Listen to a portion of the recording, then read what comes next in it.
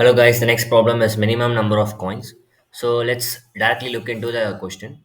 So given an infinite supply of each denominator of Indian currency, okay, 1 to 5 till 2000 and a target n, find a minimum number of coins or note needed to make the changes for rupees n. Then the list containing the new coins required. Okay. So the problem states that we are given a rupees n where we have to provide a change. That number of coins that we use should be minimum. For example, for 43, we can give the change in terms of 20, 20 to 1, but we can also give the change in terms of 10 plus 10 plus 10, 10 plus 10 plus 10 plus 10 plus 2 plus 1. So this type of change contains 6 coins, but this only contains 4 coins. So we have to return the list containing the value of coins, minimum number of coins changes that are required to give the amount n. The intuition would be to take coins with a greater value first. This can reduce the total number of coins needed. Let's start from the largest possible denominations and keep adding denominations while the remaining value is greater than 0. So let's follow the step. So sort the array of coins in a descending order.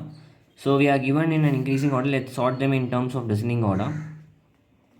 2000, 500, 200, 100, 50, 20, 10, 5, 2 and 1. So let's initialize an array vector as an empty. So let's initialize an answer vector that will be an array list or an some type of dynamic array.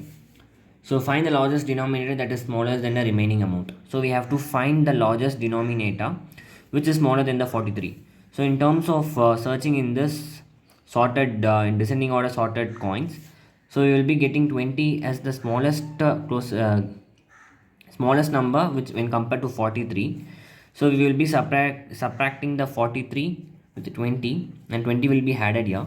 So 23 will be the new change, and again we will be using the same list to find a number which is smallest than this number. Next smallest than this number will be same 20. So 20 will be added in the list, and new change will be 3, and with the same list process goes on again. So next number will be 2. 2 will be added in this dynamic list, and new change will become 1, and the next one is 0. Next one is 1, so we need change 1 to give the value of n. So n becomes 0. So until the n becomes 0, we have to do this process. Finally we have to return this answer array. So the answer array contains the number of coins that is required to produce a change for value n. So this answer will be the minimum number of coins required to provide a change to this rupees. We have seen the logic, so next part we will be seeing the code. We already saw the logic. We will be seeing the code now.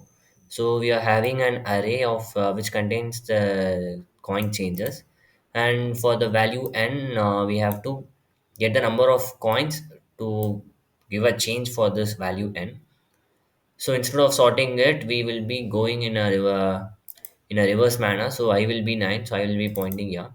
So we are checking whether the current value of the coin is less than or equal to the n. If it is true, what we will be adding is like we will be adding the value of coin to the answer list, and we will be subtracting the coin. And if the value is greater than the coin, when the value of n is less than the coin, we will be decrementing the value of I to get the change value which is less than or equal to the value of n. And when the n is 0, what we will doing is like we will be returning the final answer. The answer contains the minimum number of changes required to produces a value of n. So let's submit it.